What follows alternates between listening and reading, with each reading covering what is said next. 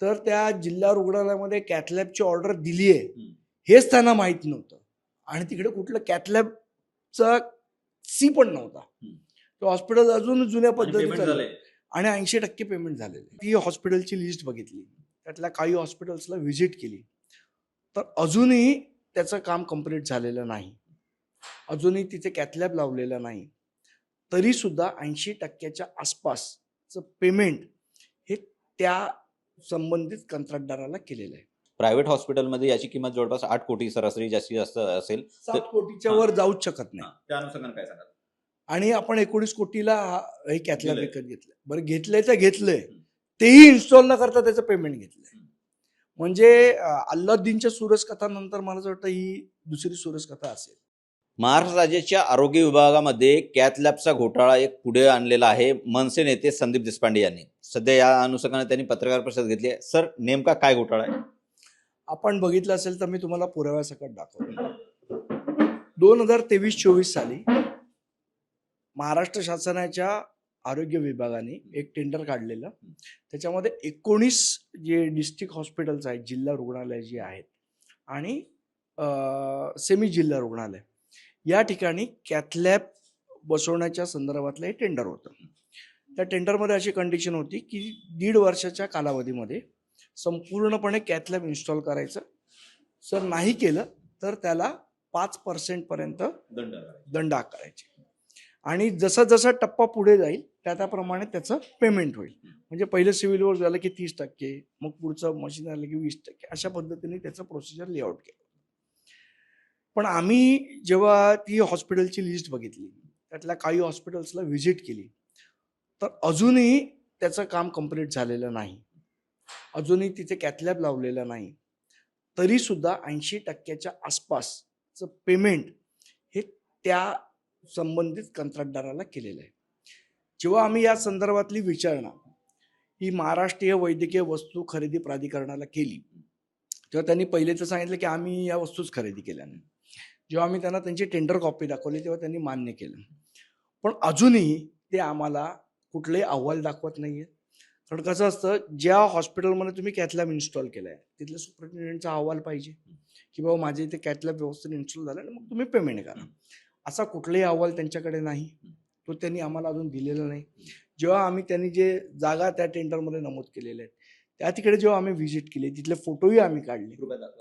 हे फोटो आम्ही आता या मीरा रोड भाईंदरचा आहे, इथला फोटो. इथे कुठलंही कॅथलॅब अजून इन्स्टॉल झालेलं नाही, सिव्हिल वर्क कम्प्लीट नाही, तरी देखील इथलं जवळजवळ 80% पेमेंट हे कंत्राटदाराला देण्यात आलेलं.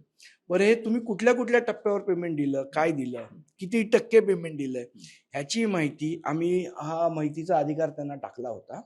अजूनही आम्हाला ते त्याची माहिती देत नाही. हा माहितीचा अधिकार प्रत्येकाचा आम्ही टाकलेला आहे त्यांना. ते म्हणतात अजून आम्ही माहिती गोळा करतोय.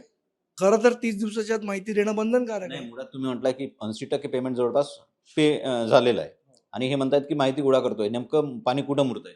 मग जर तुम्ही केलेलं पेमेंट जर तुम्हाला माहिती गोळा करायला 3-3 महिने लागत असतील, याचा अर्थ कुठेतरी पाणी मुरतंय, 100% मुरतंय. तुम्ही ज्या अर्थी माहिती लपवताय त्या अर्थी भ्रष्टाचार झालेला आहे, सिद्धच होतं त्याच्यामध्ये.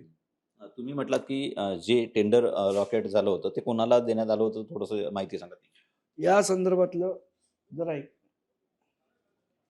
या संदर्भातल्या 3 निवेदकार आणि याच्यामध्ये भाग घेतलेला आहे. NL healthcare private limited, median healthcare private limited आणि विवा सायंटिफिक इंडिया प्रायव्हेट लिमिटेड. त्याच्यानंतर 2 जण क्वालिफाय झाले, NL हेल्थकेअर प्रायव्हेट लिमिटेड आणि median healthcare private limited. Median हेल्थकेअरनी 346 कोटी 12,48,000चं टेंडर भरलं होतं, ते L2 होते. आणि NL हेल्थकेअर प्रायव्हेट लिमिटेड यांनी 345 कोटी 31,250,000 रुपयाचं टेंडर भरलं होतं आणि ते L1 होते. त्याच्यानंतर NL हेल्थकेअरला हे सगळं पेमेंट मिळालेलं आहे. तुम्ही एक मोठा गौप्यस्फोट केलाय की एका अधीक्षकांना त्यांच्या म्हणजे रायगडच्या विशेषतः त्या ठिकाणी माहिती, पनवेलच्या काय माहिती होती? जेव्हा आम्ही पनवेलला आमचे तिकडचे शहर अध्यक्षांना पाठवलं होतं फोटो काढायला की बाबा कुठपर्यंत कॅथलॅबचं काम, सद्यस्थिती काय आहे, तर त्या जिल्हा रुग्णालयामध्ये कॅथलॅबची ऑर्डर दिली आहे हेच त्यांना माहीत नव्हतं आणि तिकडे कुठलं कॅथलॅबचा सी पण नव्हता. तो हॉस्पिटल अजून जुन्या पद्धतीचं आणि 80% पेमेंट झालेलं आहे. ओके.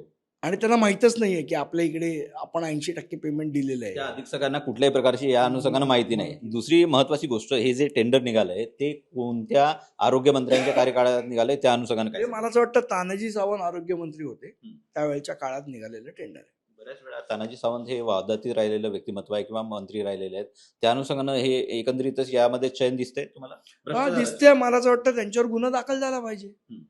जे कोण संबंधित अधिकारी त्यावेळेला होते किंवा ज्या अधिकाऱ्यांच्या सह्यांनी हे पेमेंट झालेलं आहे ते अधिकारी आणि संबंधित मंत्री यांचं कुठे संगनमत आहे, काय साठलोट आहे, याची चौकशी शासनाने केली पाहिजे. देशपांडे सर, या कथित एकंदरीतच भ्रष्टाचाराची जी मूळपाड आहेत एकंदरीतच ती आरोग्य भवनमध्ये आहे.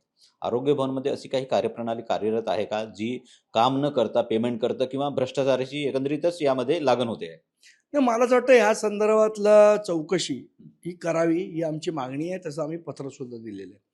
आणि पुढच्या आठवड्यापासून जोपर्यंत आम्हाला आमच्या प्रश्नांची उत्तर मिळत नाही तोपर्यंत आम्ही त्या कार्यालयात बसून राहू. मुख्यमंत्र्यांचे अनेक वेळा निवेदनं येतात की कुठलाही भ्रष्टाचार खपवून घेणार नाही. मग अशा प्रकारची तुम्ही म्हटलात की प्रायव्हेट हॉस्पिटलमध्ये याची किंमत जवळपास 8 कोटी सरासरी जास्तीत जास्त असेल, 7 कोटीच्या वर जाऊच शकत नाही. त्या अनुषंगाने काय सांगाल?